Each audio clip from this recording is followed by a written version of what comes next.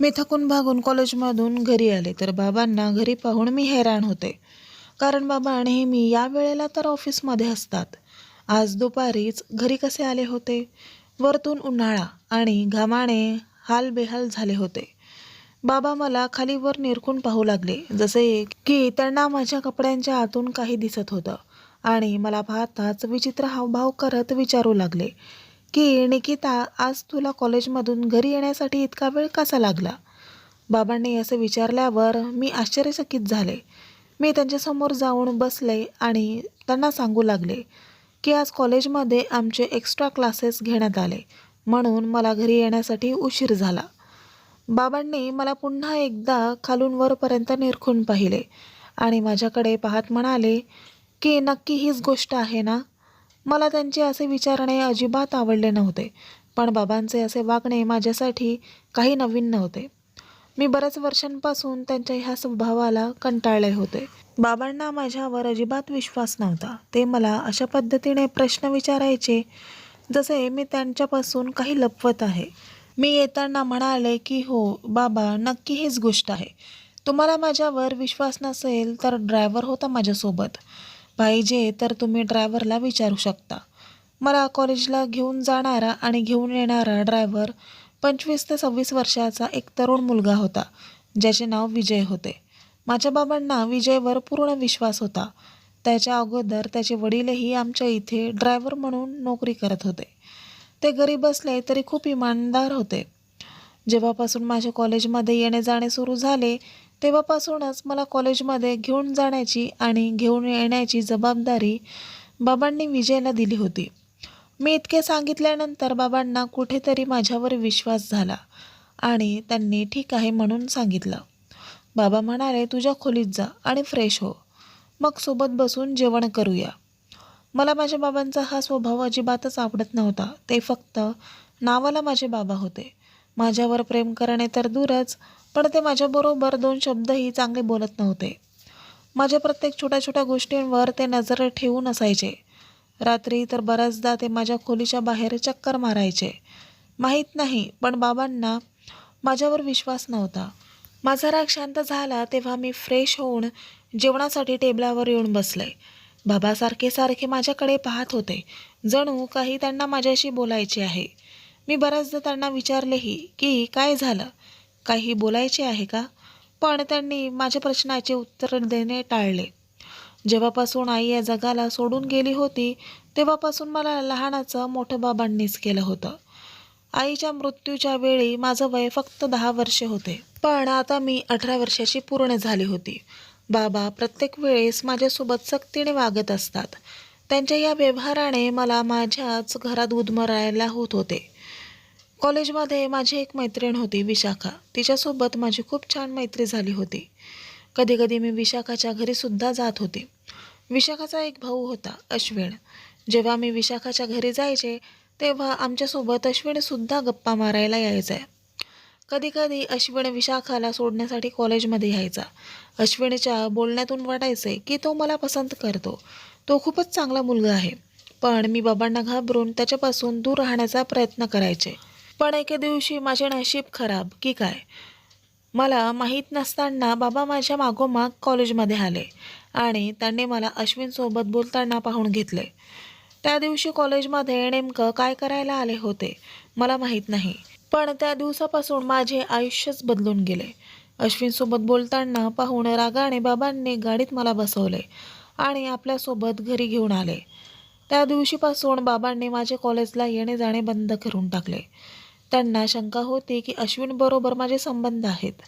मी बाबांना लाख समजवण्याचा प्रयत्न केला, पण बाबांनी माझे काहीच ऐकून घेतले नाही आणि रागातच मला सांगू लागले की मी माझी इज्जत सांभाळून ठेवण्यासाठी काहीही करू शकतो.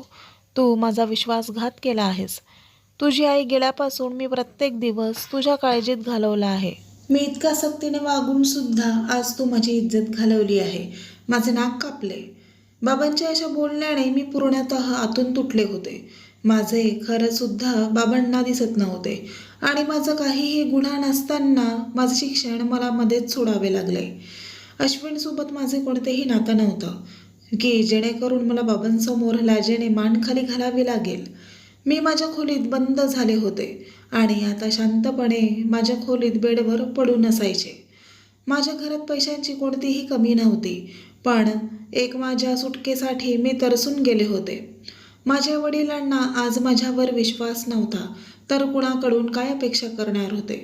एक दिवस माझ्या वडिलांचे मित्र रमेश काका आमच्या घरी आले होते. ते माझ्या वडिलांचे मित्रासोबत त्यांचे बिझनेस पार्टनर सुद्धा होते. ते येतात आणि माझ्या अभ्यासाबद्दल मला विचारू लागले. मी रडता रडता त्यांना सगळी हकीकत सांगितली. काका वडिलांचे जुने मित्र होते आणि ते नेहमी आमच्या घरी ये जा करत असतात. त्यामुळे मी त्यांना न घाबरता माझ्या मनातील सर्व काही गोष्ट सांगितली. रमेश काकांना जेव्हा माझ्याबद्दल कळाले तेव्हा त्यांनी मला खूप समजावून सांगितले की तू काहीही काळजी करू नकोस. मी तुझ्या वडिलांशी बोलून तुझे कॉलेज पुन्हा सुरू करायला सांगतो. रमेश काकांचे बोलणे ऐकून मला थोडासा दिलासा मिळाला, कारण बाबा रमेश काकांचे प्रत्येक गोष्ट मानत असतात. रमेश काका माझ्या बाबांशी याबाबत बोलणार त्या अगोदर माझ्या आयुष्याने आणखीन एक वळण घेतले. एक दिवस रात्रीच्या वेळी मी गाढ झोपेत असताना बाबा अचानक माझ्या खोलीत आले. तेव्हा माझा मोबाईल फोन वाजत होता. तेव्हा माझ्या बाबांनी माझा फोन उचलला, तर तेव्हा फोनवर अश्विन होता. त्याने माझी चौकशी करण्यासाठी फोन केला होता, कारण त्याला माहिती झाले होते की त्याच्यामुळे माझे शिक्षण बंद करण्यात आले आहे. ही गोष्ट माझी मैत्रीण विशाखाकडून त्याला नुकतीच कळाली होती. त्याला खूप वाईट वाटले, म्हणून त्याने लगेचच फोन केला होता. परंतु बाबांनी त्या फोनचा काही चुकीचा अर्थ लावला. त्यांना वाटले की खरोखरच माझे अश्विनसोबत घनिष्ठ संबंध असतील आणि त्या दिवसापासून बाबांनी माझा मोबाईलही माझ्याकडून काढून घेतला आणि आता मला खोलीतून बाहेर निघण्यासाठी मनाई करण्यात आली. हे सगळे झाल्यानंतर आता माझा संपूर्ण वेळ बंद खोलीतच जात होता. कधी कधी रमेश काका भेटायला माझ्या खोलीत येत असतात. ते मला समजावत होते की बस थोडेच दिवस, मी तुझ्या वडिलांची तुझे कॉलेजबद्दल परवानगी मिळवून देईल. आता या गोष्टीला 2 दिवसही उलटले नव्हते. एक दिवस बाबा माझ्या खोलीत आले आणि मला सांगू लागले की आजपासून तू माझ्या खोलीत झोपायचे. मी एक तरुण मुलगी होते आणि माझ्यासाठी बाबांसोबत झोपायचे म्हणजे खूपच शरमेची बाब आहे. मी बाबांना म्हणाले की मी खोलीतच ठीक आहे. माझं बोलणं ऐकून बाबा म्हणाले की का, रात्रीच्या वेळी तुझ्या खोलीत तुला भेटायला कोणी येतं का? बाबांचे बोलणे ऐकून माझ्या डोळ्यात पाणी आले होते. मी रडत रडत त्यांना बोलत होते की एकदा तरी तुम्ही तुमच्या मुलीवर विश्वास ठेवा. बाबा म्हणाले की जितका विश्वास करायचा होता मी केला, पण आजपासून तू माझ्याकडे झोपायचे आहे. त्या दिवसानंतर बाबा मला त्यांच्या खोलीत झोपवू लागले. बाबांच्या खोलीत झोपताना मी पूर्ण रात्र जागूनच काढायचे, कारण बाबांच्या खोलीत झोपायला मला चांगले वाटत नव्हते. पूर्ण रात्र जागरण केल्यामुळे मी सकाळी माझ्या खोलीत जाऊन दिवसभर झोपायचे. बघता बघता 3 महिने निघून गेले आणि अचानक माझी तब्येत खराब होऊ लागली. असं वाटत होते की माझे डोकं खूप जड होत होते आणि सोबत चक्करही येत होते. बाबांना माझी खराब तब्येत पाहून खात्री झाली की मी गरोदर आहे. माझी हालत पाहून बाबा रागातच मला म्हणाले की पाहिले, तुझी चुकीच्या कामाचे निकाल आपल्या समोर आलाच. ज्या गोष्टीची मला भीती वाटत होती तेच झाले. तू त्या मुलासोबत फक्त फोनवर बोलत नव्हते, तर आपल्या परिवाराची अब्रू देखील मातीत मिळवली. आता आपण कुणालाही तोंड दाखवण्याच्या लायक राहिलो नाही. बाबांचे बोलणे ऐकून तर माझ्या पायाखालची जमीनच सरकली होती. बाबा आपली अब्रू वाचवण्यासाठी घाबरून मला हॉस्पिटलमध्ये घेऊन जात नव्हते आणि माझ्या कोणत्याही बोलण्यावर विश्वास ठेवत नव्हते. हे सगळे झाल्यानंतर माझ्या बाबांनी लगेचच रमेश काकांना फोन करून घरी बोलवून घेतले आणि त्यांना घडलेली सर्व हकीकत सांगितली. रमेश काका हे सर्व ऐकून आश्चर्यचकित झाले. त्यांनी माझ्याकडे पाहिले आणि म्हणाले की निकिता, पहिले मला वाटलं होतं की तुझ्या वडिलांना काहीतरी गैरसमज होत आहे, पण तू तर त्यांची अब्रूच घालवली. एकदाही आपल्या वडिलांचा विचार केला नाहीस. रमेश काकांनी माझ्या वडिलांना एक सल्ला दिला की तुला जर असे वाटत आहे की तुझ्या मुलीचे खरोखर चुकीचे कृत्य केले आहे, तर तू लवकरात लवकर तिचे लग्न लावून दे. असे केल्याने या मुलाला बाबाचे नाव भेटून जाईल आणि ही गोष्ट लपूनही राहील. शिवाय तुझी अब्रूही वाचून राहील. मला रमेश काकांकडून ही अपेक्षा नव्हती. मला वाटलं होतं की निदान रमेश काका तरी मला समजून घेतील. बाबा आणि रमेश काका या गोष्टी बोलतच होते की तेवढ्यात विजय त्या दोघांसाठी चहा घेऊन आला. विजयला समोर पाहताच बाबांनी अचानक त्यालाच विचारले की तू निकितासोबत लग्न करशील का? बाबांनी विजयला समजावून सांगितले की जर तू माझ्या मुलीसोबत लग्न केलेस तर मी तुझं संपूर्ण आयुष्य बदलून टाकेल. एवढेच नव्हे तर मी तुझ्या आईवडिलांची सर्व इच्छा पूर्ण करीन. बाबांनी इतके समजवल्यानंतर विजय माझ्यासोबत लग्नासाठी तयार झाला आणि पुढील 1-2 दिवसात माझे विजयसोबत लग्न झाले. माझी इच्छा नसूनही मी विजयसोबत लग्न करून घेतले. बाबांनी विजयला गिफ्ट म्हणून एक नवीन फ्लॅट दिला. लग्न झाल्यानंतर विजय मला त्याच फ्लॅटमध्ये घेऊन गेला. विजयला मी पती म्हणून स्वीकारलेच नव्हते. मी आणि विजय वेगवेगळ्या खोलीत राहत होतो. मी फक्त गरजेपुरती त्याच्याशी बोलायचे आणि माझ्या खोलीत स्वतःला बंद करून घेत होते. विजयला माझ्याशी कोणतीही तक्रार नव्हती. तो प्रत्येक वेळी मला खुश करण्याचे प्रयत्न करत होता.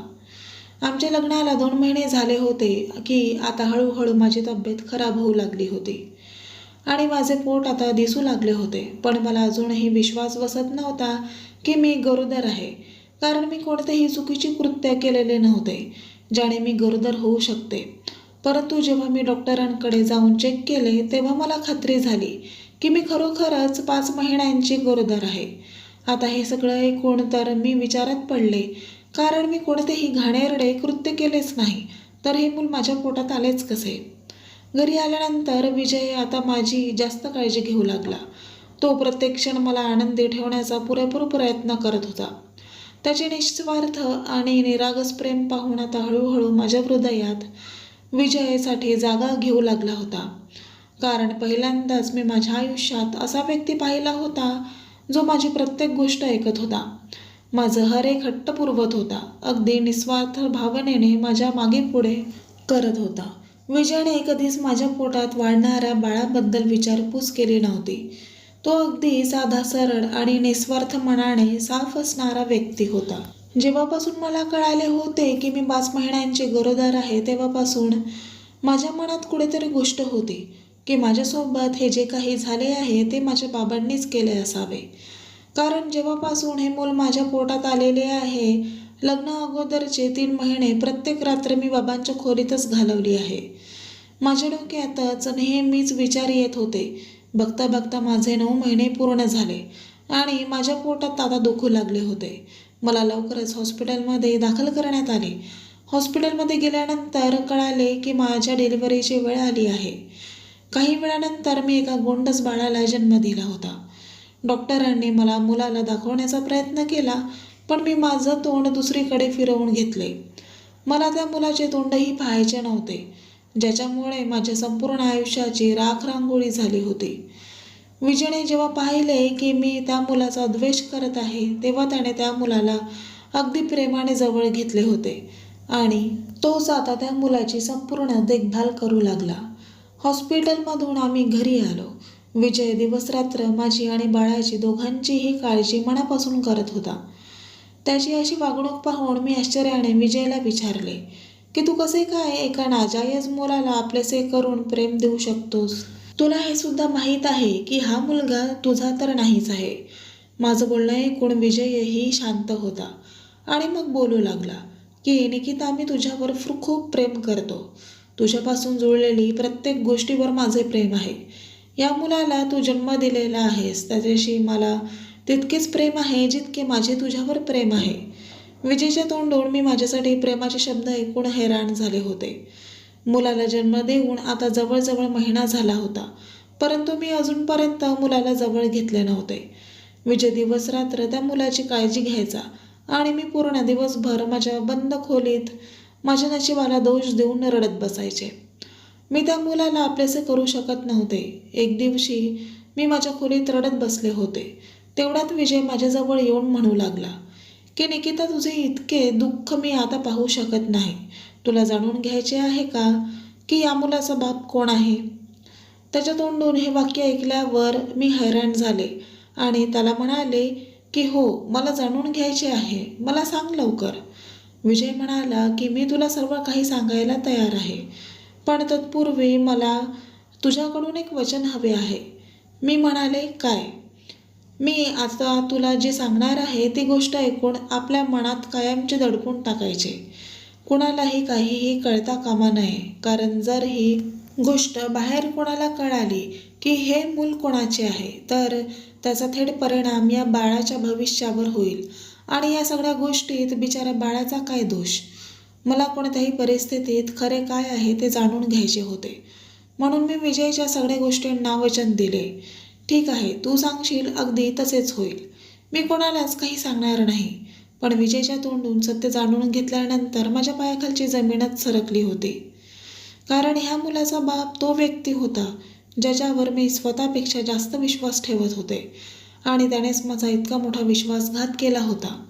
यावर माझा विश्वास बसत नव्हता. माझ्या मुलाचा बाप रमेश काका होते, आणि रमेश काकांनी हे सगळे घाणेरडे कृत्य फक्त माझ्या वडिलांची प्रॉपर्टी हडप करण्यासाठी केले होते. रमेश काका सुरुवातीपासूनच माझ्या बाबांना माझ्या विरुद्ध भडकवत होते. त्यामुळेच माझे बाबा माझ्यावर विश्वास ठेवत नव्हते. विजयने सांगितले की एक दिवस रमेश काका घरी आले होते, तेव्हा विजय व्यतिरिक्त घरी कोणीच नव्हते. बहुतेक माझं डोकं त्या दिवशी भयंकर प्रमाणात दुखत होते, आणि मी विजयला माझ्यासाठी चहा बनवून आणायला सांगितले होते. तेव्हाच तिथे रमेश काका आले आणि विजयला किचनमध्ये चहा बनवताना पाहून विजयला विचारू लागले की कोणासाठी चहा बनवत आहेस? मग त्यांना कळाले की चहा माझ्यासाठी तयार होत आहे. तेव्हा त्याने काही महत्त्वाचे कामाच्या बहाण्याने विजयला बाहेर पाठवून दिले आणि म्हणाले की तू जा, निकिताला चहा मी नेऊन देतो. विजयने ही गोष्ट जेव्हा मला सांगितली तेव्हा मला आठवले की एक दिवस रमेश काका माझ्यासाठी चहा घेऊन आले होते. मला काय माहिती होते की वडील समान असणारे काका माझ्यासोबत असे काही करू शकतील. मी काही विचार न करता त्यांच्या हातून चहा घेऊन प्यायले, आणि चहा प्यायल्यानंतर मला झोप लागली होती. झोप नाही तर मी बेशुद्ध अवस्थेतच पडले होते की माहीत नाही. मला अंदाज होता की काहीतरी चुकीचं घडणार आहे, म्हणून मी माझे काम करून धावत परत घरी आलो. परंतु मला यायला उशीर झाला होता. मी घरी येईपर्यंत रमेश त्याचे काम करून मोकळे झाले होते, आणि तुझ्या खोलीतून बाहेर पडताना आपल्या शर्टची बटन लावत घराबाहेर निघून गेला. तेव्हापासून मी रमेश आणि तुझ्या वडिलांच्या प्रत्येक गोष्टींवर, त्यांच्या प्रत्येक हालचालींवर लक्ष ठेवू लागलो होतो. रमेश नेहमीच तुझ्या वडिलांना तुझ्यावरून भडकवत होता. मी ही गोष्ट तुला आणि तुझ्या वडिलांना कधीच सांगितली असते, पण मला माहिती होते माझ्यासारख्या नोकरावर कोण विश्वास ठेवले. पण तुझे वडील तुझी काहीच चूक नसताना प्रत्येक वेळी तुझ्यासोबत सक्तीने वागताना पाहून मला खूप वाईट वाटत होते. निकिता, भलेही मी तुमच्या घरातील नोकर, ड्रायव्हर जरी असलो तरी तुझ्यासोबत चुकीचे होताना पाहून माझे मन भरून यायचे. मी तुझ्या वेदना पाहून तुझ्यावर प्रेम व्यक्त करू लागलो होतो. मी खरोखर मनापासून प्रेम करू लागलो होतो, आणि म्हणूनच त्या दिवशी मला जेव्हा तुझ्या वडिलांनी लग्नाचे विचारले तेव्हा मी मनापासून होकार दिला होता, आणि मी खूप खुश झालो होतो. कारण मला माझ्यावर विश्वास होता की मी तुझ्यासोबत तुझ्या मुलालाही आपलेसे करेल, तुम्हा दोघांनाही खूप प्रेम देईल. कारण मी तुझ्यावर खूप मनापासून प्रेम करतो, आणि या सगळ्या प्रकरणात या बाळाचा काय दोष आहे? याला का शिक्षा दिली जात आहे? मी आणि विजय बोलतच होतो की तेवढ्यात बाळाचा रडण्याचा आवाज ऐकू आला. विजय जबरदस्तीने बाळाला माझ्या मांडीवर दिले. बाळाला पाहून माझ्यातली आई जागी झाली, आणि मी लगेचच बाळाला छातीशी लावून खूप रडू लागले. मी विजयला म्हणाले की मी तुला वचन दिल्यानुसार मी ही गोष्ट कोणालाच सांगणार नाही, पण तुलाही मला एक वचन द्यावे लागेल की रमेश काकांचे हे घाणेरडे कृत्य तू माझ्या वडिलांना सांगायचे आहेस. कारण त्यांनाही माहिती हवे की त्यांच्या मुलीच्या सोबत चुकीचे कृत्य करणारा कोण आहे ते, आणि आजपर्यंत ते माझ्यावर संशय घेत राहिले. त्यांनाही कळू देत की त्यांची मुलगी कधीच चुकीची नव्हती, तर त्यांचा सर्वात जवळचा मित्र चुकीचा होता. त्यांच्यावर ते स्वतःपेक्षा जास्त विश्वास ठेवत होते. विजय म्हणाला की जर ही गोष्ट वडिलांनी कोणाला सांगितली तर? मी विजयला म्हणाले की बाबा कोणालाही सांगणार नाहीत, मी त्यांना समजावून सांगेन. पण ही गोष्ट त्याच्या कानावर पडलीच पाहिजे. आपल्यासाठी नाही, पण आपल्या मुलासाठी ही गोष्ट त्यांना सांगायची आहे. त्यांना हे खरं काय ते कळायला हवं. विजयने त्याच वेळेस बाबांना फोन करून बोलवून घेतले आणि त्यांना सर्व खरी हकीकत सांगितली. बाबांना जेव्हा ही सर्व हकीकत समजली तेव्हा बाबा माझ्यासमोर हात जोडून रडू लागले आणि माझी माफी मागू लागले. निकिता, मला माफ कर. मी माझ्याच मुलीवर विश्वास न ठेवून खूप मोठी चूक केली आणि आता जर या बाळाची गोष्ट नसती तर मी आत्ताच रमेशला जेलमध्ये टाकले असते. बाबा मला आणि विजयला लागलीच आपल्यासोबत तेथून घेऊन गेले आणि रमेशसोबत सर्व नातेसंबंध तोडून टाकले. आम्ही दोघांनाही एकमेकांना वचन दिले की आम्ही दोघेही बाहेरच्या लोकांवर विश्वास ठेवण्यापेक्षा आपल्या मुलाचे ऐकायचे. कारण जे काही माझ्या वडिलांनी माझ्यासोबत केले ते कोणत्याही पालकांनी करू नये. कारण माझ्या वडिलांनी माझ्यावर विश्वास ठेवला असता तर कदाचित आज ही वेळ माझ्यावर आली नसती. तर मित्रांनो, कथा आवडल्यास चॅनलला लाईक, शेअर आणि कमेंट करा आणि अशाच छान छान कथा पाहण्यासाठी चॅनलला सबस्क्राईब करा. धन्यवाद.